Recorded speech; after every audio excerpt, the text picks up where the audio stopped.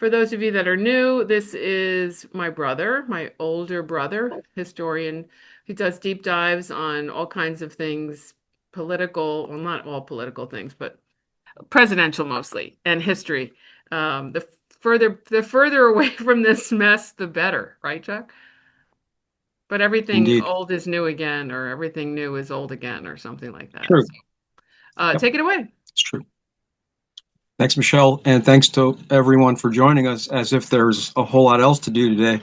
I've never had such a captive audience. I would like to mute my neighbor. I would love to mute him and his snowblower, but he did help get the front walk clean, so I will not give him any grief. He's been a great help. So hopefully he'll be done on this side of the house soon, and hopefully I am audible. But we begin talking about the legendary Franklin Delano Roosevelt. And as usual, I got interested into the backstory, so we're going to learn about his ancestors a little bit more extensively than I believed originally. But I wanted to start with something in particular as far as his characteristics and some of the things I learned. And I'll just give you a quick overview. We'll leave this image on for right now.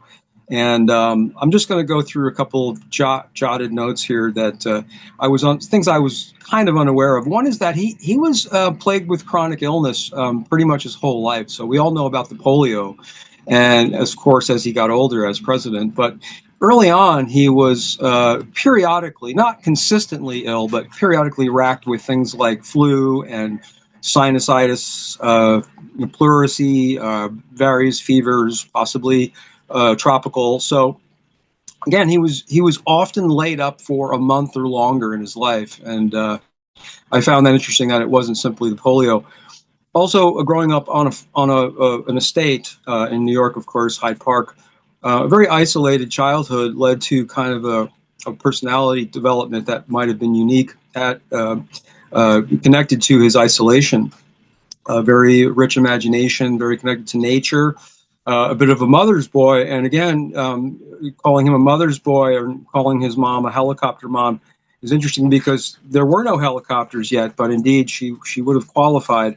But again, his love of nature comes throughout his legislative career and his presidency as well, and particularly the sea. His nautical background, we'll learn, goes way back in his ancestry, and it's connected through his assistant of Secretary of the Navy position, and of course as chief executive during his presidency. He often referred to himself as a farmer, which made people laugh, but in his heart, he really was. Of course, full of charisma, mystique, vague, calculating, exaggerating, a manipulator in certain ways, but often for uh, both self-serving but greater good reasons. So a complicated personality we'll learn more about. He was also an actor. He was not an observer so much. He was not a recorder of history. He wanted to be part of it. He was bored basically studying. He was bored in law school. He was bored at the law firm he worked at. He wanted to be a player, and he certainly ended up being so. And of course, being a social butterfly made it easy. And also, his ringing eloquence, a term I took out of one of my readings, uh, really another term I liked, unsettling and vaguely dishonest charm, which very, very unique too. Again, he was another unique part of his growing up as a very wealthy boy. He did have exposure to the lower side, the poverty stricken. One of these experiences was through his time at Groton School through mandatory service, and another was through his wife Eleanor, who we'll meet not extensively today, but she was involved in social work, so his connection with her exposed him to things he otherwise would not have been exposed to, and I think opened up his heart and his spirit to everyone's experience. And also too, amongst his own class, he did not respect the wealthy who who did not give back and who did not prove themselves to be of good worth.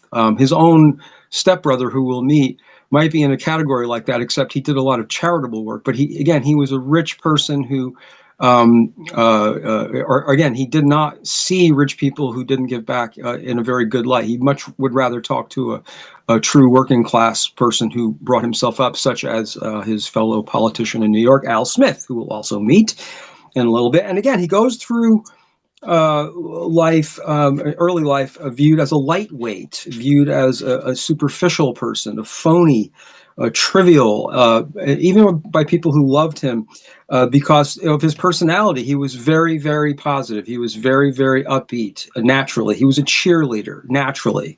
And one of his nicknames at an early period was Feather Duster because of his ebullient nature. It wasn't very like his fifth cousin Teddy. It wasn't very deeply manly. It was very light, and people doubted his sincerity or doubted his depth, and they would end up being mistaken. So we move ahead to the first image, and that's going to be the Roosevelt coat of arms. Thanks for staying with me through that.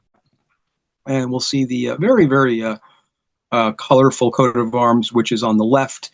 The insert close-up is on the right. And this goes back to the 1600s, to Holland, where we run into some of his earliest relatives. The first Roosevelt to come to this country is Klaas Martensen van Roosevelt, born in 1626. He arrives in Manhattan and probably in the 1640s, and ends up buying a large chunk of what is now downtown, Midtown, actually, in about 1653 or so. His son Nicholas is born in 1658, and he is the one who changes the name to Roosevelt, shortens the last name, and he becomes a fur trader up near Kingston, New York, part-time, also connected to the city. He's the first Roosevelt politician. He's a city alderman, and like future Roosevelt's, is a slaveholder. Future sons also, Johannes and Jacobus, end up being the two different lines of Roosevelts that we know today. Son Johannes ended up being the forebearer of the Oyster Bay Roosevelts, of which we know Teddy, and Jacobus is the forerunner of Franklin's Hyde Park clan. And the next image we meet is one of those early ancestors of Franklin Delano, and his name is Isaac. Born in 1726, died in 1794.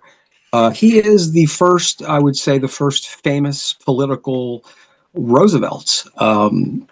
He is a New York City sugar merchant. If we can go to the next image, we will see Isaac. And also, what's important to know about Roosevelts is that back to Isaac. But this does prove a point here. They alternate between Isaac and James through their generation. So you see a lot of Isaacs and a lot of James. This is the one of the earlier Isaacs. He is the great-great-grandfather of Franklin Delano Roosevelt, and was, like I said, a major sugar refiner. He had a sugar house on Wall Street. Also, his brother was involved in the business, was an early member of the New York City Chamber of Commerce, a co-founder of the Bank of New York with Alexander Hamilton. And of course, that continues today. Considered a moderate patriot, possibly even a reluctant patriot at first during the 1770s, but goes on to join a militia group, vacates New York City during the war, the Revolutionary War, due to the British occupation, and after the war becomes a Federalist, so he's aligning with Washington and Hamilton.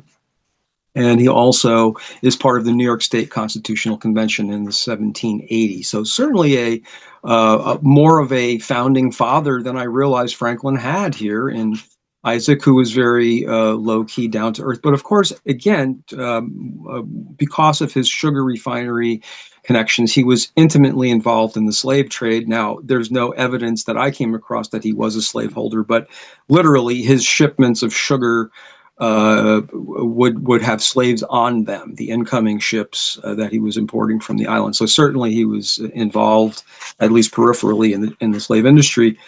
His son Jacobus went on to, again known as James, went on to become also involved in the sugar business. Went to Princeton and bought the first Roosevelt property in Hyde Park. And his son is our next image. This would be I'm sorry, his grandson is our next image, James. James, the son of Isaac. Again, the Jameses and Isaacs go crazy, but James is the son of a trained physician, Isaac, who chose not to practice, again, having inherited the wealth from the sugar plantations, basically becomes a gentleman farmer. So James is the son of a gentleman farmer and becomes a gentleman farmer. Of course, went through the motions, went to Union College, the alma mater of Rutherford Hayes, of all people. I'm sorry, no, the alma mater of Chester Arthur, of all people, and also went to Harvard, got his law degree, did not really pursue a long-standing law practice. I think he practiced for about 20 years until he inherited his father's estate. Was appointed by James Buchanan in the 1850s to a secretarial position in England, more of a ceremonial position, but he was in Europe so much on travel and vacation and business that he ended up working for the Buchanan administration. This is the first connection between the Democratic Party and Franklin Roosevelt. According to some biographers, this is the moment that James became a Democrat and it stayed in the party. Businessman, investor, gentleman farmer, Squire James, as he was known. He was married to Rebecca first, and they had a son, and we'll meet him shortly. But after that, he was remarried, and we will see who he married in just a minute or two. Our next image shows the other side of Franklin's family. This is Warren Delano Jr. This is his maternal grandfather, Warren Delano Jr., a son of a New Bedford, Massachusetts whaler. Captain Warren was his name. Warren Jr. Took up the sea trade, became a Chinese merchant trader, and also excelled in the opium field. So actually was in the 1840s building a wealthy accumulation based on the illegal opium trade, shipping opium into China, which I did not know until reading some of this. Didn't know the dynamics of the opium wars, learned a little bit. His involvement collapsed during the Panic of 1857, lost everything, basically bankruptcy. Goes back to Hong Kong in 1860 because of his connections, rebuilds everything, and becomes even more wealthy as a result of his efforts in the 1860s. And during that time, he's doing a legitimate opium trade. I'm not sure about his illegitimate trade at that point, but he's selling opium to the Union Army for medical supply. Warren Delano marries the next person we will see. This is Franklin's maternal grandmother, the very, very lovely Catherine Robbins Lyman Delano. And I had to include this image. It was just such a beautiful painting. Again, this is his maternal grandmother. She had 11 children, one of which is Franklin's mom. And Franklin did get to know his grandparents, Warren Jr. and Catherine Delano. They were still around into Franklin's early days, into his teenage years. So, and they all kind of lived in the same zone there on the Hudson River. He was, of course, the Delanos here were south a bit in the Newburgh area. But again, Warren bought a property the family knew as Algonac. It's the property that Franklin and Eleanor ended up getting married on in 1905. But again, the matriarch on the mother's side, and next we will see an image of Sarah Ann Delano. Again, very, very lovely, courted by many young suitors in her day, of course, coming from wealth. And one of her suitors was Stanford White. Some of you may know him as a famous architect and a notorious cad of the era, involved in a famous murder trial in the early 1905 or so period. But Sarah went with him for a while. Warren, her dad, hated him and basically blocked any further connection. And then Sarah was courted eventually by James Roosevelt, and even though he was twice her age, I believe she was 26, James was 52. Warren was originally not pleased with that connection either, but eventually gave in, and everyone ended up getting along just fine. And Sarah was a devoted wife and mother, and we will soon meet her little boy. This is the one of the earlier pictures. There's a few baby pictures we didn't include, but this one we had to because of his lovely curls. This is what I would call Little Lord Fauntleroy. His mom was obsessed with that story and ended up dressing Franklin like a girl for the first few years of his life.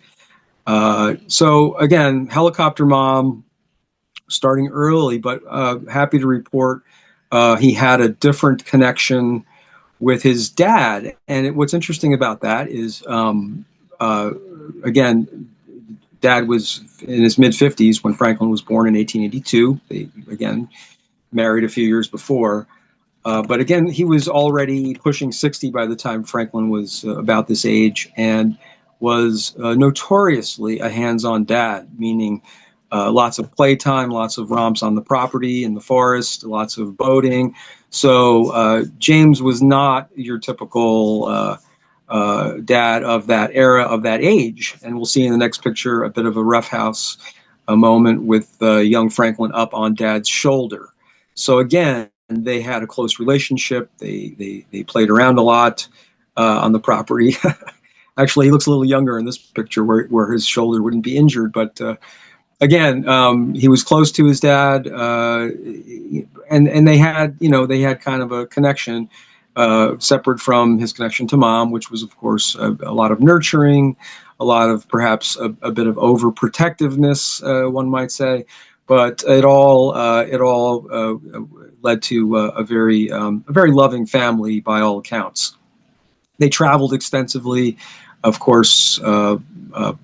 Plenty of funding to do this with the career. And again, the elder Roosevelt connected to Buchanan, also connected to New York Democrat Grover Cleveland, who first was governor after his mayoral stint in Buffalo, then became president in the 1880s.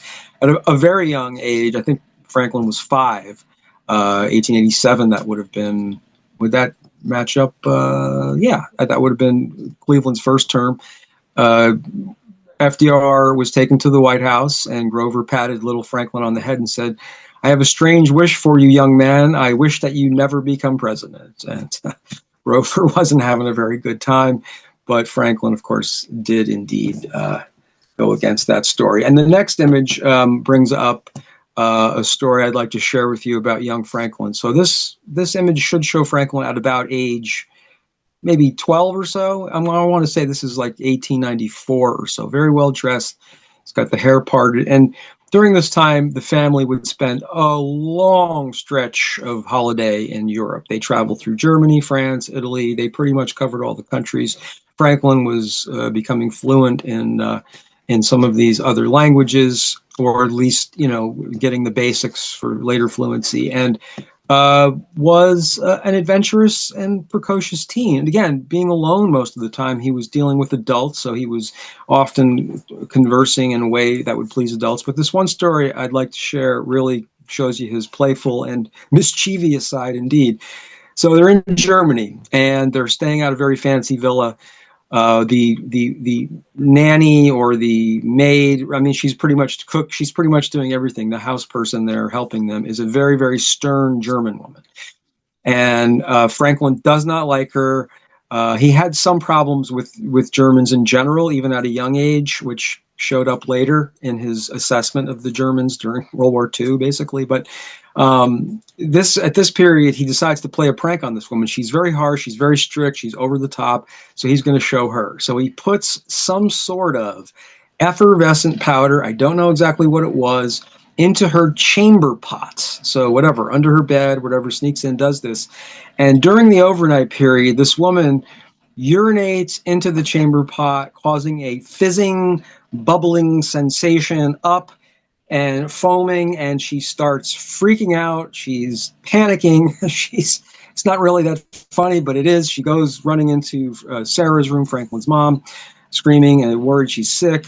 And mom says, "We'll take care of it in the morning." And Franklin, of course, has to be dressed in the morning and ends up having to go to his dad to tell him the story. And dad pretty much guessed the story before Franklin finished. And You can tell Dad was, kind of quietly smiling and approving of this in a way, like while he was like saying, "You never again, Franklin," but you can tell there was a wink, wink there. So again, showing little Franklin's fun side. And now we're going to meet Franklin's half brother, which it's kind of an amazing story in itself. This is James Roosevelt Roosevelt, of course, taken at a much later age. He was born in 1854. So he was born 28 years, if I counted right. 84, yeah, 28 years before Franklin. By Father James, and I love the name Roosevelt Roosevelt.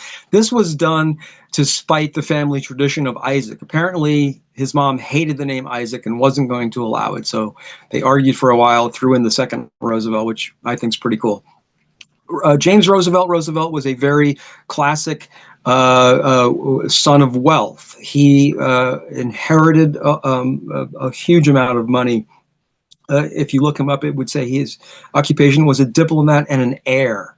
That as an occupation, what did he do? He was an heir. So he spent money, but he was also very charitable. He headed a lot of organizations, donated heavily, and briefly had an appointment by Grover Cleveland on the European Post. I believe it was in Vienna. He was a very, very genial and friendly person. And when FDR came along, his half brother James was certainly part of the family. He lived nearby in Hyde Park, had a separate property, and was often there for Franklin to go talk to. He would listen to him. He had a very kind of open and neutral feeling towards his half brother Franklin. So they really did get along very well.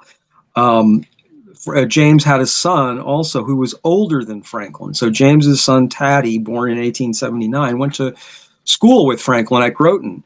And this led to the very odd circumstance of Frank being the uncle of the older Taddy. So Franklin was teased with the nickname Uncle Frank. And we have the same thing in our family too with Dad and Uncle Frank by chance. So I thought that was interesting. But his death in 1927, just as Franklin's getting back into politics after polio, really does come at a time when Franklin and Eleanor needed the funding, trying to be independent from the family funding. So he bequeathed basically a large estate to Franklin in 27, which really helps the Franklin Roosevelt story.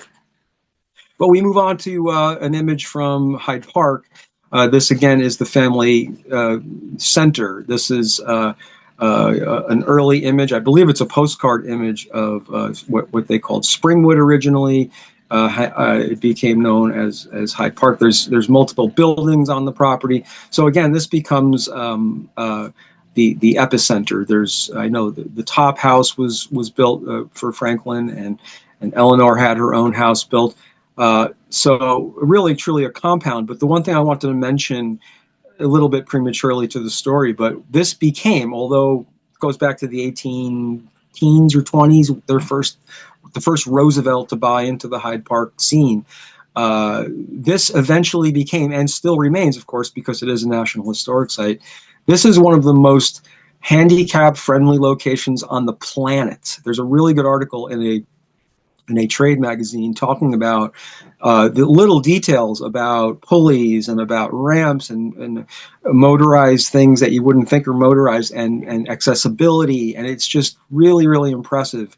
And of course, Franklin always said that he was lucky to have the means to be able to upgrade all of the things in his life, including vehicles, once polio struck and he became disabled. So again, this is the location we all know, Hyde Park. And now we're going to meet a person very important to Franklin, not just early in his life, but throughout his life. And this is his school teacher. This is his instructor at Groton, where he enrolled at age 14. He was actually a little bit older than some of the students, and he was totally out of his element at Groton. I mean, certainly other sons of the wealthy were there. You had your Whitneys, and you had your Forbes, and you had your Livingstons, but it was a little bit out of place. Franklin was out of place, but this guy kind of snapped everybody in line and created a sense of family in a strange kind of old-fashioned way, you might say. This is Endicott Peabody, Episcopalian priest. He, before starting Groton at a relatively young age in the 1880s, he was out in Arizona briefly and literally was the founder of an Episcopalian church in Tombstone. Right after the Tombstone shootout, and knew and got along with Wyatt Earp, but he hated Tombstone. He hated Arizona, came back to his beloved Massachusetts and opened the Groton School, the first of several, or at least two schools that he opened, but there were also some churches that he founded. So very active in education. He was considered a disciplinarian, but not a real strict religious, what would you call it, fundamentalist, a little bit more new school in his ideas. And I'll read you the quote from the Groton School itself that I'm sure he wrote. The goal is to cultivate manly Christian character, having regard to moral and physical as well as intellectual development. This included, sorry to report, authorized hazing, which included waterboarding. So, according to that mission statement, hazing was part of cultivating manly Christian character. We're talking severe hazing. I'm sure that was all considered just part of the curriculum. Also, a very, very strong emphasis on football and other strong sports, boxing and such. And this is a direct quote from Peabody. He said, in these days of exceeding comfort, the boys need an opportunity to endure hardness, although it may include suffering. And this was particularly regarding football, which Franklin Roosevelt was really not a part of. He was not an athlete in that sense. He was certainly athletic. He certainly, as far as hiking and being an outdoor person, being really familiar with ships and boats and such, but he wasn't a team player. He wasn't in any team. So what happened at Groton ended up being kind of indicating an indication of the rest of his life. He became a cheerleader. He was on the cheerleading squad. He was the football manager, I believe, and he ingratiated himself by his endless support, his truly genuine good wishes towards success. And this was something that carried him all through his life. And I think it's important to realize that during the Depression and during the later parts of his presidency and the difficult part of World War II, he was America's cheerleader. And I think it starts right here at Groton with this this gentleman, Endicott Peabody. Peabody would go on to officiate Eleanor and Franklin's wedding, and he would also be at every single inauguration until the end. So a long-standing person in FDR's life. And we move on to a picture of the Groton senior. This is Franklin, age 18, which would put this right about 1900. Which is also a significant year because it's the year his dad died at age, I believe, 72. So here is the young FDR at Groton when his dad passed away. To show you, the helicopter mom was still going strong. She moved to his campus basically and made sure that that he would be well cared for, and she, of course, needed support too. And he had no problem with it. But again. This is young Franklin about to move on to Harvard. He ended up going to Harvard, made lots of close friends there. Again, I think the Groton experience really did prepare him for Harvard in a social sense. So he became more of a, I would say, more socialized, more party oriented, but again, considered a lightweight, considered a feather duster. Women found him sometimes annoyingly talky, shallow, and such. There's different reports. But his two best buddies, we'll meet him right now. The first one is Lathrop Brown.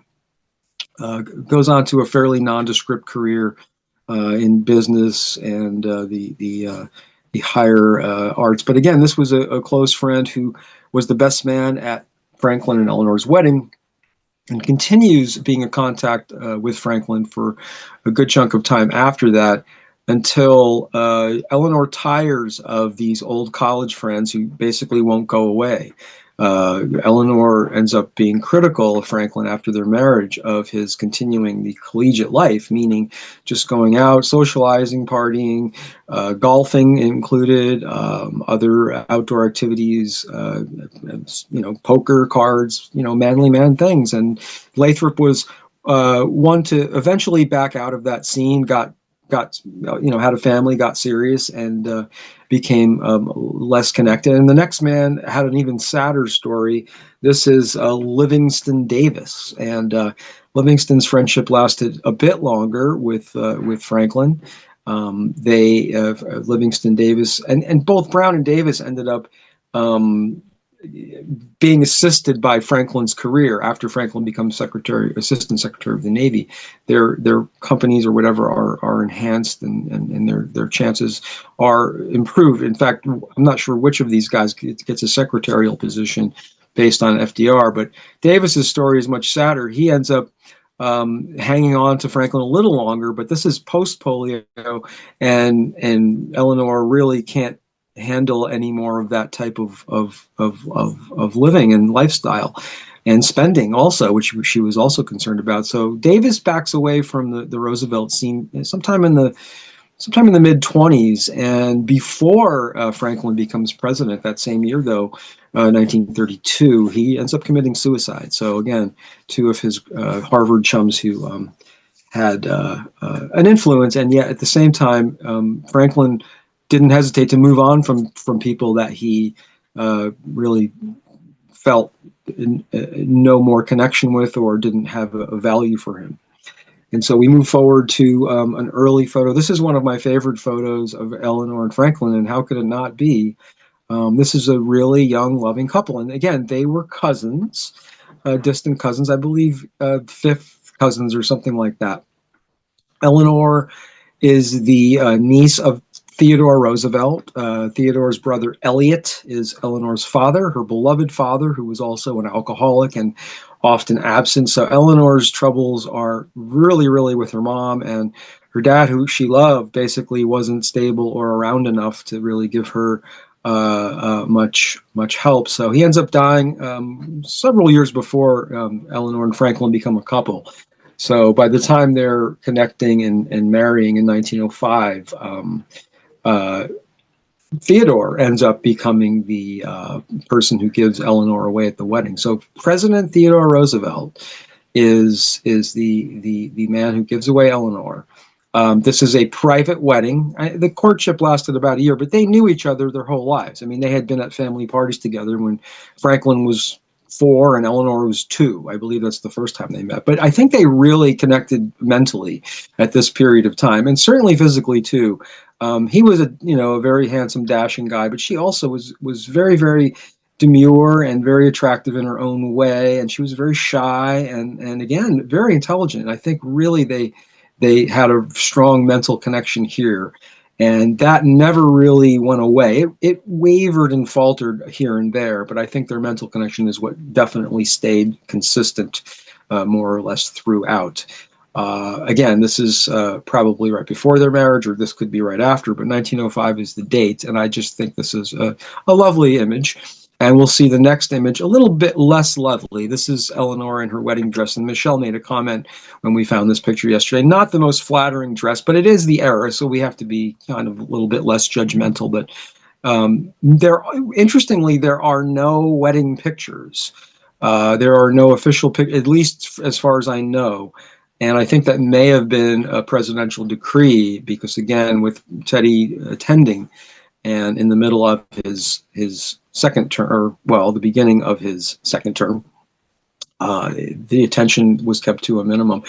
New York City was the location, one of the family apartments, I believe, or at least there was a reception there, and then there was also the wedding. Well, the wedding also party, I think, went up to the Hudson and stayed at the Algonac family location. This is Sarah's dad's family spot.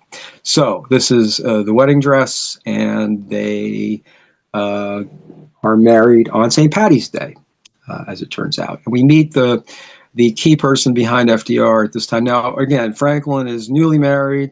He's just out of law school. He went to Columbia Law School with difficulty, got his law degree, didn't pass right away, didn't really care, wasn't that into it. But he knew he had to get going with something. So he gets into a law firm as a clerk. And already he's barely there. 1906, 1907, newly married. He's already talking about his political career. He's going to run for state senate. He's going to run for, or he's going to be appointed assistant secretary of the Navy, like his cousin Ted. He's going to become the governor of New York, and then he's going to become the president. This is already in Franklin's mind as a young husband in 1907, and his law friend, a man by the name of Grenville Clark, never forgot that. He said he was flabbergasted at the time, but there was something so sincere about Franklin that you knew he was serious, and you knew that there was a chance because of his focus on his career. Our next image will show the man behind Franklin, and ended up being good friends with Eleanor as well. This is the very odd-looking Lewis Howe, and by all accounts, he was a very strange man. Physically, he was about 5 foot tall. He had facial issues due to severe acne that got infected. So there was scarring and there were bumps. And he, like a lot of people, really had a hard time looking at him, just to be honest. And yet he was a brilliant media person. He was a newspaper man who met Franklin very early on in Franklin's career. Franklin decides to run for a state senate position, a very insignificant position, but being a Roosevelt, latching on to Teddy, even though he's a Democrat and Teddy's a Republican, Franklin uses that to his advantage. I'm a different kind of Democrat. I'm a Roosevelt Democrat. And again, it's a small Senate race that Howe meets Franklin at the end of. Franklin gets up to Albany. Howe is there at the first meeting, and he's like, "Who is this guy? This guy is perfect for the media. There's so many quotable quotes. There's so much action. There's so much getting things done." That Howe fell into this connection with Franklin, and for the rest of Howe's life, and he dies in 1936 at the very end of Franklin's first presidential term. But this man is invaluable, and I would like to mention the book called FDR's Shadow that we came across, and highly recommended for the details behind this person's career. Again, he was looked at by Eleanor as a savant almost, and he helped her career almost as much, if not as much, as Franklin's. At the same time, their 5 children, were scared of this man. I'm not sure any of the details other than they make up stories about, Lewis is going to come get you and stuff, because he literally, was always present. He was omnipresent. He was married. He had a family. He spent most of his time with the Roosevelts and Franklin, and is behind the scenes of many speeches. And also, he's behind the scenes of keeping Franklin in the public eye after polio. Very important. So we meet our next guest, and our next guest is Mr. Al Smith. And this is, again, early 1910, 1911, 1912. Al Smith is a state politician on the rise, meets Franklin very early in Albany, and they become wary allies, is a good way to put it. Smith, of course, comes up from poverty, worked at the Fulton Fish Market, and literally rose to success as a politician. Personally honest, but involved with shady, corrupt Tammany Hall and other such New York political machines. But Al was a 4-time governor of New York, and I think also is a very important person putting FDR on the map. And we'll hear that story a little later when Smith convinced FDR to run for governor. And he did. He had to convince him. But at this point, Smith and Roosevelt become interacted as far as legislation goes. They're heavily involved in what in the teens was reform legislation. 1910, 1911, the Triangle Shirtwaist Fire happens, and this begins a plethora of reforms: workplace, personal. Civil rights. There are a multitude of things that are focused on after the Shirtwaist Fire, and Smith and FDR and a young woman named Frances Perkins, who we know a little bit about, and we'll meet in our next gathering, all meet around this time and become very, very, not always perfect allies, but important to each other's careers and to each other's focuses of getting things done, because that's the one thing the three of them had in common. getting things done. So now we go to another. I believe this is a picture showing his Franklin's nautical. Yes, it is. I wanted to show just an example of his nautical love. I mean, this is a common theme for many months up at Campobello. This is a small property they purchased, I think, around 1900 up at Campobello, and this had been a family favorite for years and years. A very simple getaway, nothing fancy, and mostly it was about the sea. It was about boating and fishing and enjoying the quiet life. So Franklin loved it there, and we will soon see that is where the life with polio began in 1921.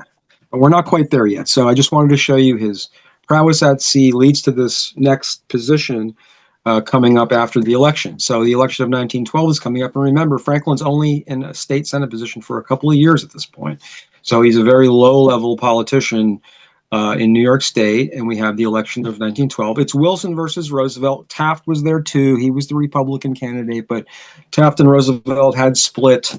Roosevelt was the vote getter, and so you had basically two reformers going against each other. And this creates a problem for Franklin because Franklin is a Democrat. And Franklin's beloved Theodore is a Republican turned progressive. So he's kind of splitting the difference a little bit. He's for Wilson, he's for the Democratic ticket, but he's not against Theodore. And it's easy to be against the Republicans this time simply because Theodore isn't with the Republicans. And it becomes, I think, an easy pick that Wilson was going to win. I think even months leading up to it, Franklin felt confident it would be a Democratic victory. He worked hard for Wilson. He was at the Democratic Convention in 1912 that chose Wilson and cultivated friendships, which helped him gain a very, very important position very early on in the Wilson administration. It's the position he had already planned for himself. Just like Teddy, he was given the position of Assistant Secretary of the Navy. And he was appointed by this man who he met at that convention. I believe it was Philadelphia 1912. And it is Secretary of Navy Josephus Daniels. Our next image. Josephus Daniels, one of the most powerful media magnates in the state of North Carolina. Here we go with Mr. Josephus Daniels. There he is. And very, very genial, very racist Southerner. And Franklin saw him as someone who was naive about the nautical life and things, Navy. But, you know, as unqualified as some thought FDR was for a position as Assistant Secretary of the Navy, I mean, Theodore wasn't even as qualified. He had written a book about the Navy. That was his qualification.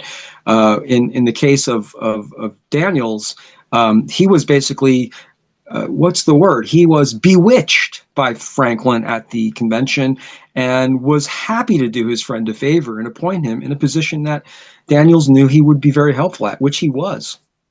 And just to briefly mention, the man you're looking at is the reason that we refer to coffee as a cup of joe. When Daniels got into the Secretary of Navy position, he banned alcohol in the Navy, replacing it with coffee, and turned coffee into joe, which was not a complimentary term at the time. So if you want to spell it correctly and get your cup of joe, there's no E at the end. It's just Joe. Or if you want to be formal, ask for your cup of Josephus as we go on. And later on, way later, Daniels was still around, but way older. FDR appoints Josephus's son Jonathan to a press secretary position in the White House, which, again, maintained a lifelong friendship with this man. And FDR was very loyal to him. And we see an image of FDR in his Secretary of Navy official formal photograph. And again, he did a wonderful job as Secretary of Navy. He was there the entire time. He was there for both of Wilson's terms. And of course, the second term was preparing the Navy for the First World War. And no question, he was the right man for the job. And he was way more of a war hawk, like his cousin Ted, than Wilson was. Wilson was reluctant and held back and kept waiting for a kind of an instigation moment, which of course Franklin was doing during the Second World War, and until Pearl Harbor came along, he was kind of getting itchy because we were very committed. And again, we were very committed in World War I before official declarations happened. And Franklin was very, very cagey, very quietly preparing while not criticizing his boss. He really, really was able to walk a fine line. He was really able to, in many ways, talk out of both sides of his mouth, but not in a bad way. He often was doing this for the right reasons to get things done. Didn't please everybody. He made a fair amount of enemies because there's some people that always felt they were just being talked down to by him, especially in the government position. And of course, some of these moments in the Secretary of Navy position led to some of his more famous fabrication stories. One of them is that when he was on a naval mission in the Caribbean. He was cruising around, checking on the ships in that region, visiting countries. Mostly, it was dinners and it was formal, inspections. He claimed to have written the Constitution of Haiti in a speech later on in the decade. And this was roundly laughed at by reporters and media people to the point where FDR came back and said, I was misquoted. I never said that. And then they went back and they interviewed people who were there at the meeting, and 32 people signed an affidavit saying, yes, you said you wrote the Constitution of Haiti. So that became a bit of an embarrassment. But with Franklin, he always moved on from those things. He might slightly acknowledge it in a humorous way, but move right on, never look back, and continue to do these kind of really odd things of self-aggrandizement, which, really don't seem to be necessary, from a distant view looking back, but apparently were necessary for him. And it did create a little bit of tension and a little bit of uneasiness with some.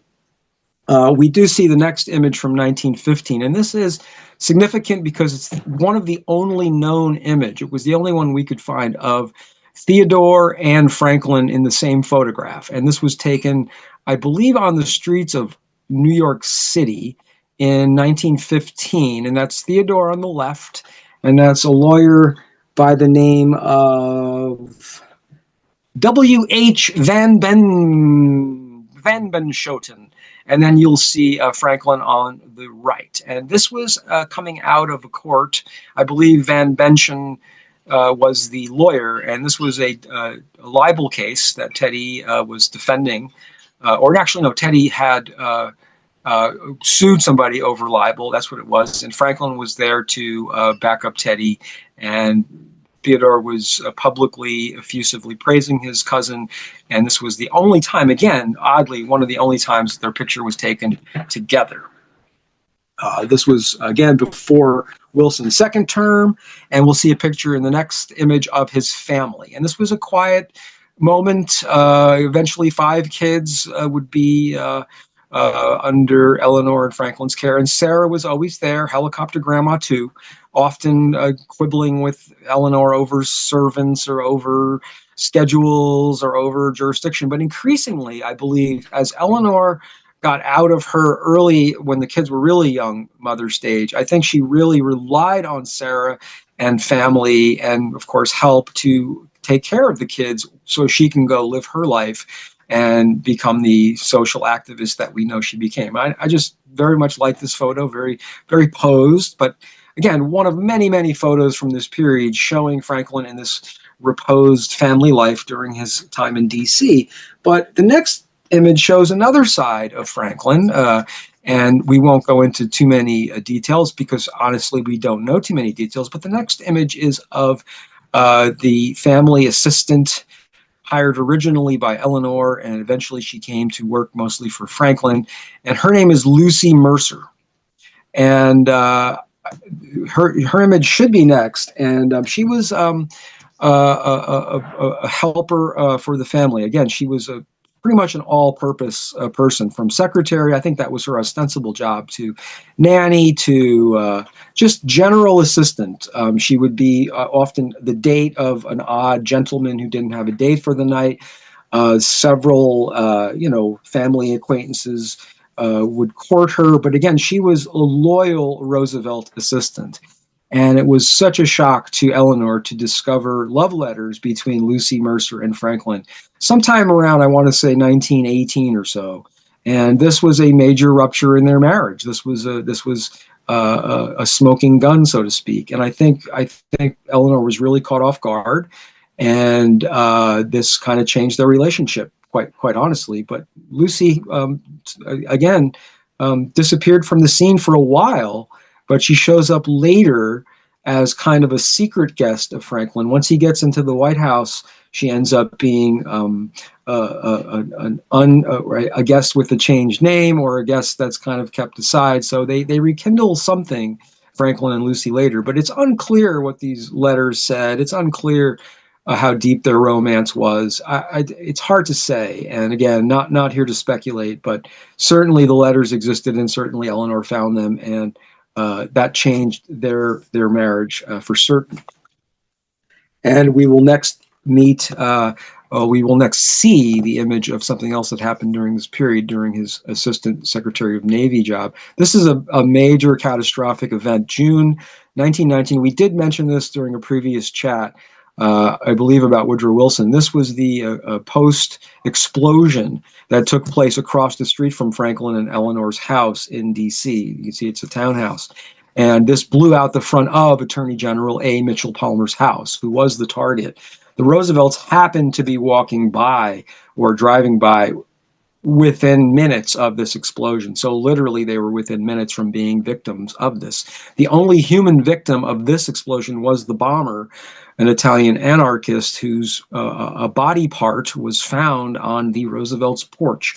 So this is one of those events that shows the difference in temperament between Eleanor and Franklin. Franklin is certainly shocked and upset, and quickly moves on to the cleanup and to focusing forward.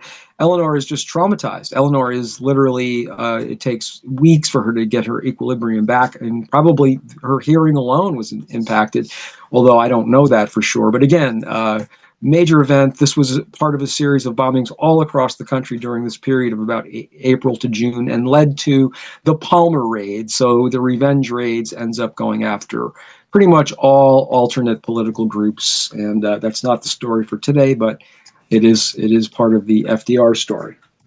So we see, as 1919 is coming to a close, Franklin's right back to recreation, and he's out here. Our next image will show him golfing.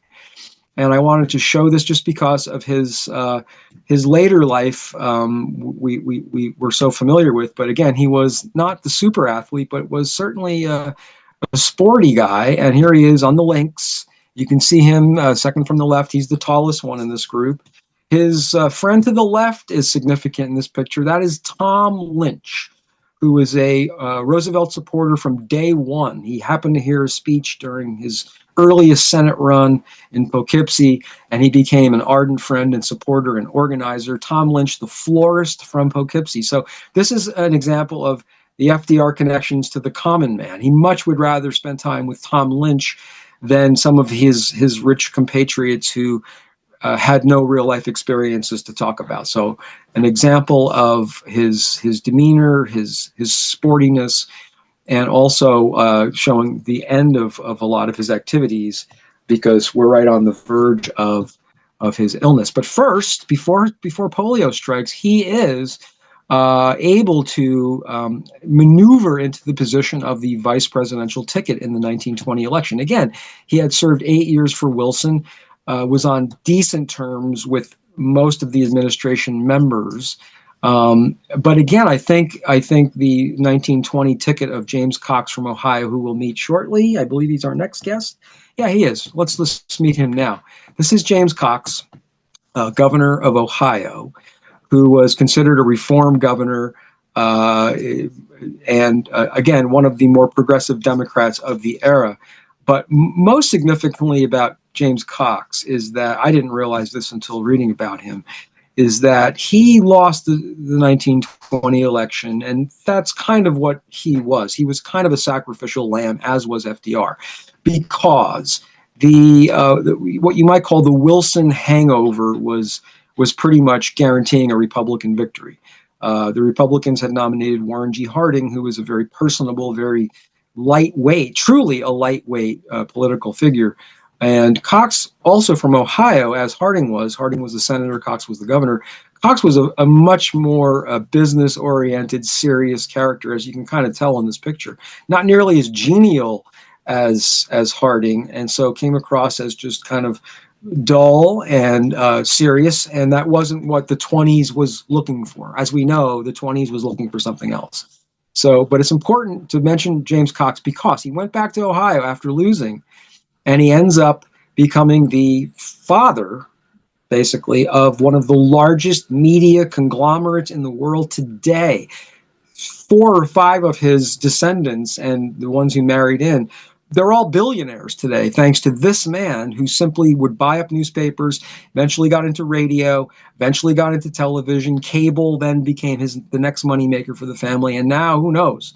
But Cox Media, look it up. It's all from this man right here, the losing 1920 candidate. And what's interesting also is that many experts have said, had Cox somehow won in 1920, meaning if we didn't have a Wilson hangover and we weren't so focused on change, he would have been a pretty excellent president by most counts, because he mixed progressive with serious, which was again something that we like to think Roosevelt was going to also be part of. But again, Cox was the quiet one. FDR, as the VP, was the one sent to go do the talking, to go do the campaigning. So our next image shows that. It's a campaign shot from 1920. This is, again, kind of a sacrificial lamb candidacy with Cox and Roosevelt. But Franklin loves it. He doesn't look at it like a losing cause. He looks at it like, again, he's following Teddy's footsteps as a VP candidate. He thinks that it's a lark. It's fun. He's going to go and talk to everybody. And think of what he's doing in 1920 in this losing effort. He's traveling the country, making further connections, but on the ground connections, real like Democratic Party worker connections across the country in every single state. He had awareness of people, and they were aware of him thanks to his 8-year federal position. But this goes beyond that. This is really a forerunner to his network in 32. And also around the same time, he meets people who will help him for the next 20 plus years into the presidency and beyond. Or into his first presidential term and beyond. Names like Steve Early and Marvin McIntyre, and we see those names pop up. These are the organizers. James Farley comes in a little bit later. These are all people that stay with Franklin the whole time, like Lewis Howe is doing all during this time. Lewis Howe is in the middle of the mix, going through the country, preparing speeches, and FDR shows himself very well, and we'll see in the next image. He was loving it. This was him at his finest. He's giving campaign speeches, just stumping the country, and again trying to attack the Republican the Republican flank. Also, what's interesting is that a lot of what he said about the Republicans at this time ended up coming true. But this is one statement of the time I think he might regret, because originally FDR was agreeing to become the VP candidate for none other than Herbert Hoover, who he had served with in the Wilson administration. Hoover, like Franklin, served 8 years under Wilson. In Hoover's case, he was the Commerce Secretary. Hoover really was not a Democrat or Republican, and was considered a Democrat because he had worked for Wilson. So it was assumed he might try the Democratic nomination in 20, and he might have won, actually. He would have been a pretty interesting candidate, but he chose not to. But here's what FDR said about Herbert Hoover in 1920. "I wish we could make him president of the United States. There could not be a better one," end quote. Well, maybe there could, and maybe you're it. But anyway, that's the 1920 election. The Democrats lose resoundingly, I think it's fair to say, and most of their support comes from the Deep South. But this is the jaunty pre-polio FDR. This is literally right before his disease when he was stricken in the summer of 1921. So the image of a jaunty, sporty, kind of ebullient, kind of energetic. You might have said he had attention deficit disorder. That could have been applicable here.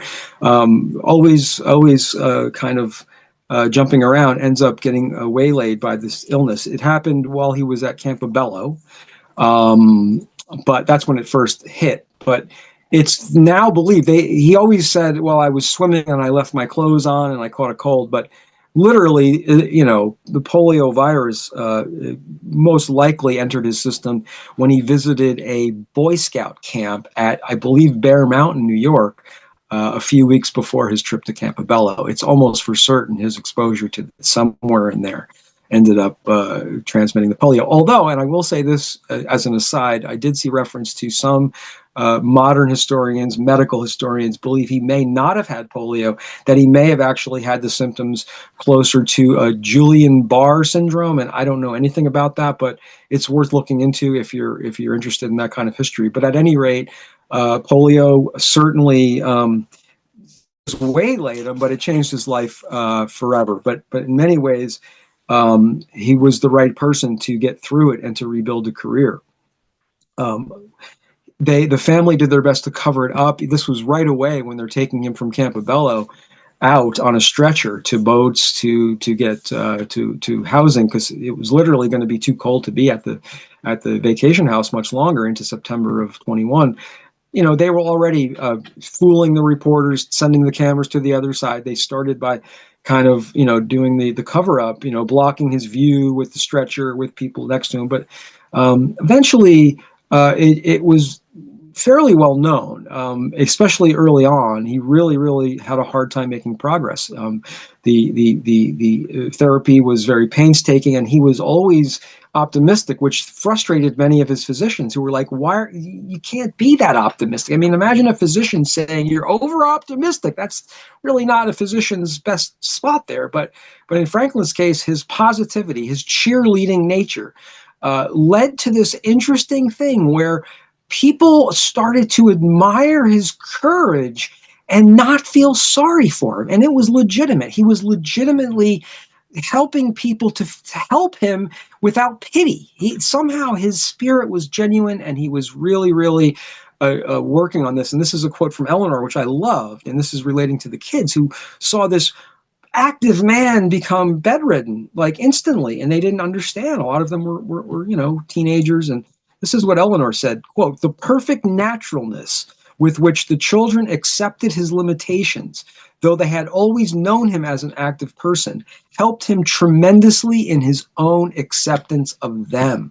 So there's this symbiosis of the family, like, getting it. They know he needs his time, they know he needs his therapy, but they also know that it's still dad, and he's still determined. He's still politically focused. Lewis Howe never stopped being his press secretary, even though there was no reason to pay him. I mean, there was no political life anymore during this time as Franklin was recovering. But Lewis kept his name out there, kept writing articles.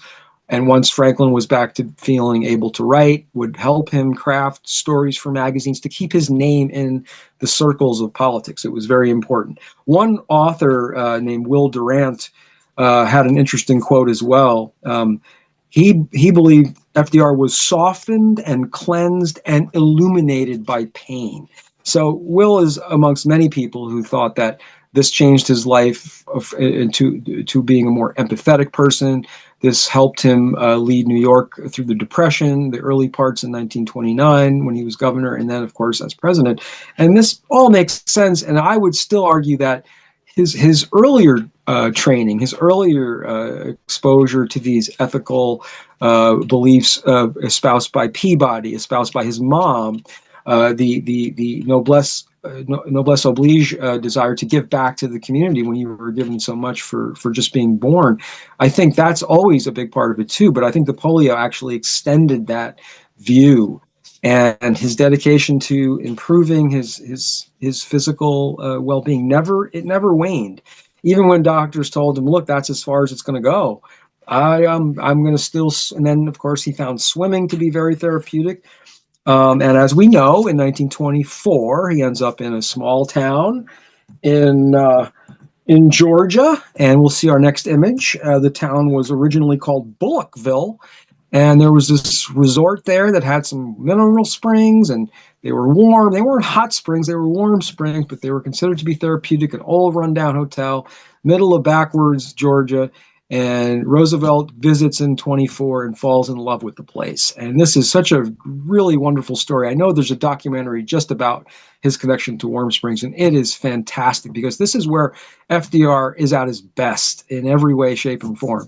I mean, he's there trying to help himself, but he realizes that by setting an example, he's helping so many others. And he decides not only to spend large chunks of time there. In fact, this was an amazing statistic from 1925 to 1928. For a 4-year period, Franklin Roosevelt spent 116 weeks out of 206 weeks away from home in therapy, mostly at Warm Springs. And that's over half that period. So over 2 years of 4 years, he's with therapists and not with family quite often at the Springs Resort. Now, he wants to invest at this point, sometime in 25 or 26. He wants to actually help this place. This place is kind of foundering. It's not really economically doing well.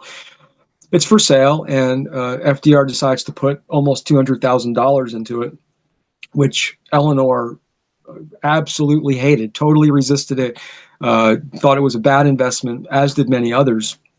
Now, his mom, Sarah, of course, chips in a little bit, buys a cottage there, never goes there, but again, showing her support. But shortly after this transaction in 26, his half-brother, Rosie, dies, James Roosevelt, like I mentioned earlier, which bequeathed a huge sum to the Roosevelts, which takes any financial issue out of the play, which is, I was kind of struck me as odd to see that Franklin was in financial trouble in the mid-20s. Like, how can that be if you look at the storyline? But it wasn't really financial trouble. It was more of trying not to live off of the family wealth, trying to, maintain and sustain and live off of interest and all that stuff, which I understand. So anyway, this was a success story. And the stories from Warm Springs, oh man, this is a great story. Okay, so Franklin, sometime in the mid-20s, and he is improving slowly. He has a little bit more movement, a little bit more feel, and he goes to he tries to get invited to a meeting of the American Therapeutic Society or something like that, Osteopath Society, something like that. It's a not an AMA thing, but close. They will not invite him. They do not want him there. So he goes anyway, funds his own trip, goes there, and he ends up out of the committee meetings. He ends up cornering enough of these guys to at least look into Warm Springs as a potentially useful and healthful place, and to be considered as part of a therapeutic system. And he convinced enough people to do it. And they studied 23 residents there, and they all showed improvement, and they all had to agree this is actually working. And this was also set up by Franklin to be a very much St. Jude Hospital situation. Those who couldn't afford it didn't have to pay. Franklin's own money, especially again after Rosie died, went into this fund that would pay for therapy for the underprivileged. Race did not matter, and that was also a big thing in highly segregated rural Georgia.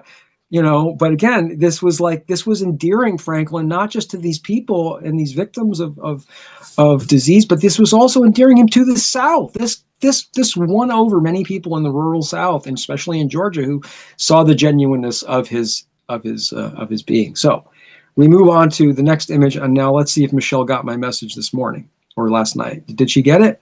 Because this would be an insert, and I'll talk I about. did not get it, Chuck. Sorry. Okay, that's okay then. Okay, so leave this up then. Leave this up. I'm going to talk briefly about another assistant. This would be online with Lucy Mercer, and her name was Missy LaHand. And she was, again, hired sometime around 1920 as an assistant, all-purpose type, and she ends up becoming really Roosevelt's a personal assistant, and she is at Warm Springs fairly constantly. And there's often been talk about a relationship between Missy and FDR. And again, there's no reason to pry into that. Simply, they had an intimate relationship. But what does that mean? It means whatever it means to those two people. And there's no real evidence. So her family always denied it. She was pretty mum about it, and she had other suitors as well, but she was just very loyal.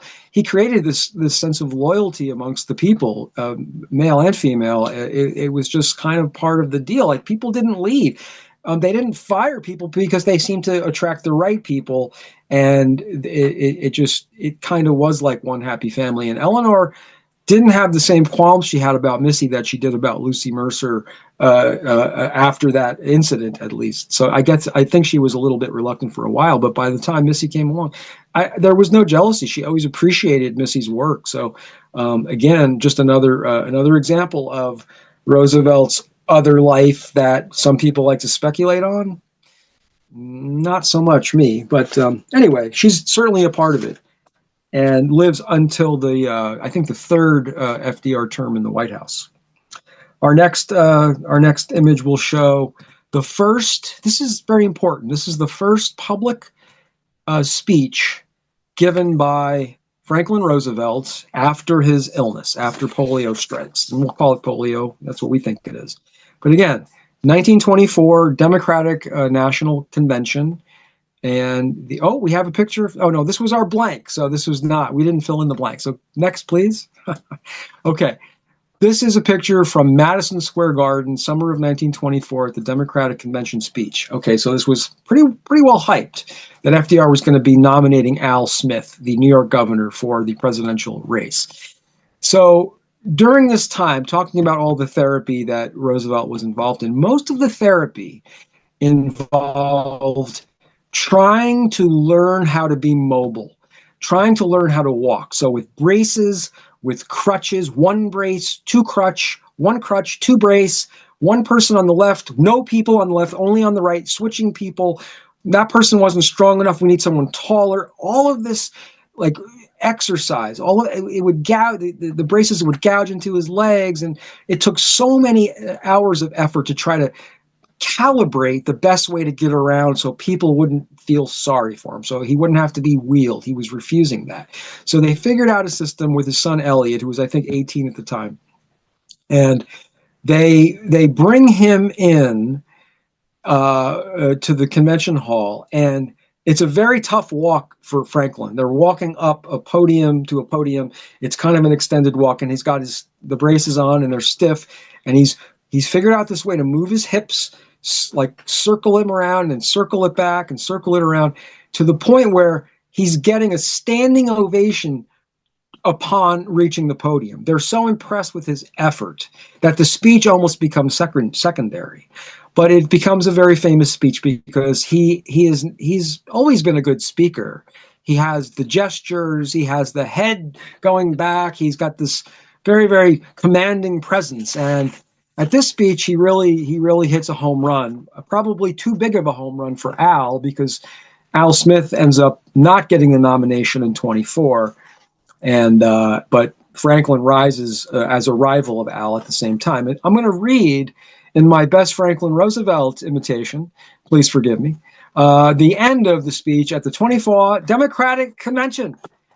He has a power to strike at error and wrongdoing that makes his adversaries quail before him. He has a personality that carries to every hearer not only the sincerity but the righteousness of what he says. The happy warrior of the political battlefield, Alfred E. Smith. And of course, everyone's cheering more for Not Franklin bad. than Alfred. Thank you. Alfred loses pretty big in 24 to Coolidge's second term. And Alfred gets renominated by Franklin Roosevelt in 28. And by this time, if Al doesn't know that Franklin's a threat and really Franklin is the happy warrior, then Al's really not paying attention. But again, it comes up to this period that Al, as governor, heading towards 28, New York governor, he wants to try again. And he thinks maybe the country's a little bit more ready for a Roman Catholic president at this point. Not quite, but getting there. So he wants now Franklin to come back in and join the movement and try to win the governor's seat in New York. And Franklin wants no part of it. First of all, he's still in therapy, and he's looking ahead to maybe 32 or 36 as the time to re-enter. But the way Smith was pushing him, and he had some family and some friends pushing him as well, he started to waver and he started to crack. And then he said, finally, if I'm going to be acclaimed as the candidate, then I won't stop them. So that's all they needed to hear. And in 28, after the FDR speech gets Smith the nomination, the national nomination, Franklin gets the nomination and wins in New York. Now, he wins by a very narrow margin in 1928, the New York governor position. He wins by only about 25,000 votes out of over 4 million cast. Very small margin. However, he wins only 4 of the 62 counties in the state of New York, meaning that he simply won where all the people were, in Albany and New York City. And basically the rival candidate, Albert Ottinger, only won 58 counties that had no people in them. So again, we know that's not going to work. So Franklin wins the governorship of New York, and Al loses fairly largely in the overall election to Herbert Hoover, who Franklin, of course, had said would be a great president. But again, Franklin's positioned in New York to do some preliminary work, one might say, for his future job as president. And we will see our next image shows him as governor. And this is something he said, right? I just wanted to read a quote. This is okay. These are two quotes from FDR. You can show the next image, Michelle.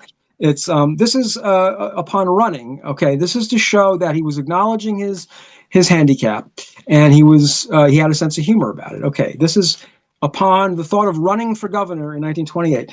Most people who are nominated for the governorship have to run, but obviously I am not in condition to run, and therefore I am counting on my friends all over the state to make it possible for me to walk in Albany. Very good. And also, this is a telling statement. He says just before taking the position of governor in 1929, I believe. I'm getting a little tired on Franklin. I don't want to lower my standard. I believe that in the future, the state will assume a much larger role in the lives of its citizens. Public health is a responsibility of the state, as was the duty to promote general welfare. The state educates its children. Why not also keep them well? End quote. He defines at this point himself as social, not socialistic. These statements to him are social, not socialistic. And as governor, approximately 3 years, 1929 to 1931, he won a second term, but left to take the presidency. He had an interesting focus on hydropower right away as governor. This is before the Wall Street crash in later 29. He was already looking at Canada as an excellent model for a state-run, competitive hydropower plant. And he was in conjunction with many progressives on this, including George Norris of Nebraska, the senator who was going to become a champion of a lot of the public works projects under Roosevelt later. So this is, again, he's connecting to some divergent political folks over similar issues. He also is the governor responsible for building Attica Prison. He is governor at the time of prison reform. He is a sponsor of a lot of it and gets a lot of these things implemented. And of course, he's got 2 very important people helping him. One is Francis Perkins, who is in a very high position in the government, and the other would be Harry Hopkins, who we'll meet in our next gathering, a very, very crucial behind-the-scenes person during the FDR presidency. He also starts advocating for elder relief, Social Security, basically, and he's pushing for a post-crash relief after the crash in 29. He wants to have either government money going directly to organizations to help people, in other words, philanthropic kind of government funding, or some sort of direct relief payments, depending on how things get figured out. But again, this is the forerunner to a lot of the thought process that would go on nationally just a few years later. And also, again, growing up on a large property at Hyde Park, considering himself a gentleman farmer like his father, engaged in things like forestry and animal husbandry, he becomes a leading champion of New York State reforestry, which connects into his presidency as well. So again, not as well known as cousin Ted for being a public champion of natural resources, but again, behind the scenes, he really is. And again, the important thing to remember, as his governorship extends, he becomes the leading candidate in 32 as the Hoover administration basically is bailing on a lot of relief ideas. They had some very small efforts, but again, nothing's jump starting, nothing's changing the economy. They're unwilling to go further than the most kind of basic efforts. So Franklin becomes a natural. There's another weird stat about New York governor's connection to the presidency. There's like a 20 president stretch where like 17 of them are connected to a New York governor, either winning or being in the race. So, of course, just like today, one might think, certain big states have some governor stepping stone kind of possibilities. This was certainly one. And he gets a lot of attention in early 32. And by the time you see him here in this picture, he is campaigning for the presidency as a Democratic candidate against his old friend, Herbert Hoover, who wasn't sincerely, beyond an acquaintance. They were fairly friendly during the Wilson administration. But again, we see this coming full circle for Franklin as he's positioned to take the presidency in 32. That's where we're going to leave it off today. And I will be more than happy to continue with questions and comments, and I might have a few more myself. So let's open it up.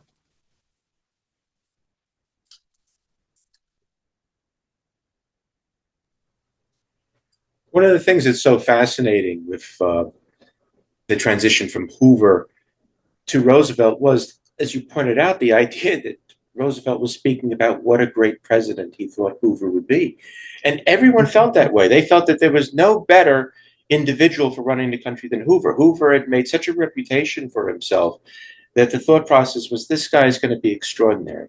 And should we stumble upon extraordinary times, he would be extraordinarily capable of dealing with it, which makes Hoover's presidency so bizarre because they just basically sat on their hands and did nothing. I mean, there was no sense of trying to assist the people, of trying to really fight the Depression. It was strange how he said, I heard one time a person described that being at a meeting with Hoover and his cabinet during his time was like being dipped in an inkwell. It was like sitting in ink up to your head or something. That there was no spark. And it's funny because he had such a reputation, people thought that he would be exactly the opposite. Why do you think that he wasn't able to meet the moment when there were such high expectations of him? And what was the sense from, and you even see it now with the Republican Party, this antipathy towards helping the people on the bottom, especially when they're in need? Well, I'll say that the one thing Hoover and Franklin didn't really have in common, but it's funny how they diverge after that. Hoover grew up in poverty. Hoover grew up, of course, orphaned and lived on a farm in Oregon as a teenager. Basically, you can call him a self-made man. Went to Stanford for free, of course, no tuition back then, and did a really wonderful job with his career as an engineer, traveled the world, became very wealthy at a very young age, but did not, despite his childhood poverty, did not have the wide experience with the people of this country. It was very narrow. It was farm rural. His poverty experience was farm rural. That's it, all white people. So I think that's a huge difference. I was really surprised to learn about Franklin's early experience when he was at Groton, being sent to a farm. It was kind of a rural farm area of New Hampshire for 2 weeks. And that was his first experience with rural poor.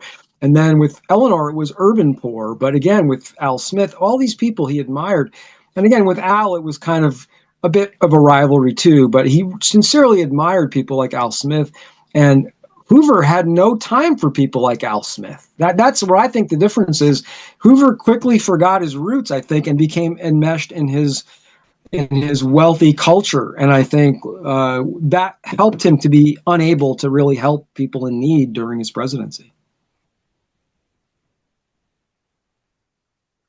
There was that time with, I'm trying to recall, it was the March on Washington by the veterans. And this was during the Hoover administration. And they were promised like a veterans benefit a couple of years after the war, or some period after the war and such. And Hoover refused to give it to them. And he actually sent the troops out there under MacArthur to break them up. I mean, there was this inability to understand that people were saying, we need this benefit now to allow us to get through these hard times, to get through this depression. And MacArthur, who was someone I was never a big fan of, he wanted to use live ammunition on the people there. He wanted to basically open up on these veterans, had the current soldiers shoot up the veterans and such. And that's one thing Hoover said. He said, no, I don't want you to have a bloodbath right on the, right on Pennsylvania Avenue and such. But there was just no ability to try to. Oh, I'm sorry. I'm not sure. I'm not sure on this transition, but I seem to remember that the Hooverville story bridges the two presidencies. I believe that the Hoovervilles continued into the early Roosevelt days of March 33, because I seem to remember Eleanor going out to talk to the troops, and everything got dispersed and taken care of shortly after Roosevelt got in. I'm not 100% sure of that, but I seem to remember immediately they handled it differently right from the get-go, and people were at least, they were quelled. They were satisfied enough to go home and to stop the occupation. So, again, just totally different way of handling things completely. And again, Hoover's wife was as brilliant as Eleanor in her own way, but she wasn't used as a partner in politics like Eleanor was. I mean, Eleanor was happily used. I mean, I'm not saying that derogatorily. I'm saying that she was happy to be what Franklin couldn't be. And it starts a little bit at the governor's spot, but really it gets going into high gear during the presidency, because she could say things he can't say. And he never second guessed her. He didn't always go along with her, but he definitely let her be a visible part of the administration, and that was to his benefit. I love how she was able to say the things he couldn't, and he used to play into that. It was great because she would go off and say something, and then the people would come back to him, whether it be the media or political leaders who were inflamed by what she said, and he would just go, well, it's the wife. I can't control her. She just goes out there on her own. They were able to utilize that dynamic to get the message out, and yet for him to be able to disassociate himself from it and say, well, that's just the missus. But it was they were just this great tag team, being able to pass it back and forth and get what they needed to get done. They're such an extraordinary pair. And I never knew about the Palmer bombing, how close we came, how history would have changed if they were just maybe, running about 10 seconds earlier, 10 seconds late that day. Yep. Chuck, we've got I just want to mention a couple. Amy, excellent presentation. I appreciate the deep dives and research and love all the rich stories. Emily, Hoovervilles lasted until 1941, the start of the war. Okay. Hoovervilles. I also threw in that a couple people were doing casting for the FDR story, but Kevin Spacey, that was Joe. Joe thought he looked like Russell Crowe. Cup of Joe, I think Kevin Spacey. I thought Slugworth from the original Willy Wonka. Anyway, this is Bear making a little appearance. Not ready for her close up. This is Michelle's getting attacked by a giant bat. A giant, like a little puppy. Anyway, any other questions or comments out there? So many, I couldn't possibly. I don't want to hold you up all day long. So many. Just all the things we were going over. Something that would be great for you to go over sometime, but it would be like such a small item, really, historically. But if you're familiar with the Roosevelt, because I saw the picture that you showed in 1915, Roosevelt with Roosevelt. But 1915 was after Roosevelt had returned from Brazil, from the River of Doubt. I'm not sure if you're familiar with the Roosevelt Rondon expedition, where they went to find the source of the Amazon. And Roosevelt almost died. He still looks vibrant there in the 1915 picture, but they were going to leave him to die. He was saying, let me die, because he became ill on that. And they came very close to all of them dying in that extraordinary expedition, that scientific expedition and such. But it was something else. I saw a special on it from PBS, and it It was certainly shortened his life. It certainly shortened his life. There's no doubt. He died, 4 years later, 1919. And if he had lived through the 20s, the Republican Party would have had an interesting challenge on their hands if he had continued. He would have probably been president again at some point. You'd have to think. And he just had so much popularity. But again, Franklin was shameless about using his cousin's name, but it wasn't like disingenuous. He truly, I mean, Teddy was just as charismatic, if not more, than Franklin, and they resonated to that. They did get along well, and Franklin didn't think it was shameful to use the family name. Why not? how much influence do you think that Teddy had on Franklin? Because there was that continuity, especially if you look not just from him as an early progressive Teddy, but from what he had in the Bull Moose campaign, which was insanely progressive. He was like the Bernie Sanders of his time with that. I mean, how much of that do you think was organic to him, to FDR personally, just on his own, or how much do you think he was actually bringing that over from the experience he watched from Teddy, that he was trying to become like almost like Teddy too, or try to act on what Teddy would have acted on had he succeeded in being elected with the Bull Moose campaign? I think it's very connected. I think again, Franklin was cagey in the sense that he didn't jump on the Bull Moose bandwagon because he was representing the Democratic Party. That was really important to him through his dad, through the connections with Grover Cleveland and Buchanan. So there was that kind of loyalty. So he liked being different than Teddy because he can get away with things as a Democrat that he couldn't if he was a Republican, talking about his cousin. But I think there's a direct connection with the progressive ideas. I think it stems from the Rooseveltian, what's the word? There's like an egalitarian spirit. There's kind of a humaneness. There's like no one class should be privileged and automatically above another. They all seem to have that, and I think it's like an honorable thing for Franklin to continue Teddy's traditions. I think it was natural. I don't think it was forced or opportunistic. I mean, Franklin could be that, but there's also so much genuineness to his ethics that I think it was natural. In other words, if Teddy had ventured down a different path, he would have disassociated himself from Teddy completely. If he had become, whatever, too much of something or another, and the name didn't, credit the family anymore, it wouldn't have been something he would have done. But there's a connection. You spoke about that sense of noblesse. How is it that you don't seem to see that? You saw that back then, certainly not among all wealthy individuals, but you saw that among the super wealthy. There was that sense of feeling that they needed to do something for the people less fortunate than themselves.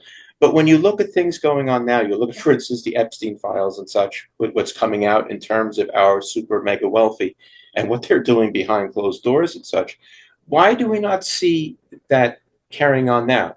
What was it? Was it that because it was like old money back then, as opposed to people now? What was the sense that you don't see among the mega wealthy a tendency? Like you look at someone like Musk, and he was running the department of Doge, of actually going out and wanting to cut all the programs that help the people who are at the bottom of the rung and such, at the bottom of the heap. Why isn't there more of that noblesse now? Why is it that the new generation of wealth and power seem to be looking to just grind down the people under them, not to assist them in any way? A complete opposite of what they used to have. I'm going to just sum it up in one word. Greed is the word, and it's an easy word to throw around, but I really think that's the difference. Like, there's an old saying that, I mean, I'm not sure where it originated, but I know it was popularized in a book about 30 years ago that my friend Brian likes to bring up, and it's a problem with people knowing their enough level. So, in other words, excessive greed is connected to this genetic flaw in a lot of current day Americans, where there is no enough level. The whole idea of acquiring and acquisitions and and compounding and exponentially growing. That's really where the action's at. There's no limit that they say, well, once I hit that, I'm good. I can go enjoy myself. No, that is the enjoyment. If the acquisition is the enjoyment, then, you have all your fun stuff in between, but it's really not about the fun stuff. It's about the acquisition, which means that you're only donating for tax write-offs. You're not donating because you care, because the ethic of these people that I see is basically, I got mine, go get yours. No one's stopping you. It's like this whole selfish kind of, no one needs a hand up. That's charity. That's socialism. And it's increasingly nonsensical as an argument in the sense of what I've always said, that our economy can only expand so much to cover the population at a living wage. And after that, it's all about handout, whether it's government, private, collectivism. It's got to be something else. It can't be about individual employment being able to cover everyone's individual bills forever and ever. Amen. It doesn't work that way anymore. It never really did, but it works that way less now, I think. There's less of a chance to scrap your way up and buy a small piece of property, and it's doable, but you're more behind the eight ball than ever before. So you're more beholden to just following the cash. And I think that it's been bred out of us. That's another way to put it. The noblesse oblige has been bred out. It's been bred that it's more important to retain, to get a third yacht, to get the fourth country house, than it is to give that to people who actually could use it properly. And the whole idea of the Warm Springs Foundation, I mean, this was Franklin sharing the wealth, helping people feel better, and feeling better himself. I mean, Franklin was about win-win-wins, and I'm a big fan of that. That's kind of one of my goals. Everybody, there doesn't have to be losing in these setups necessarily. Sometimes there is, but there doesn't always have to be. I think that's also a difference. Sometimes the wealthy can be just totally oblivious as well. I remember when Mitt Romney was he was at a very wealthy individual's home when he was running for the presidency, and the person had an elevator for his cars. He had like an in-ground elevator that would bring up his sports cars, and he said, "I wish every American could live like that. If only we could all live like that." And it's like, how can you be so oblivious in a country of 300 million people to think that we're all going to have a car elevator, to not realize the kind of suffering and the kind of effort that people have to make just to keep a roof over their head, and just to keep food on the table, and just to do the best they can possibly for their parents or for their children, and sitting there saying we should all have a car elevator for our Ferraris and our Lamborghinis and such. It's like, how can you be that out of touch with like the average person? Well, money builds walls. That's how.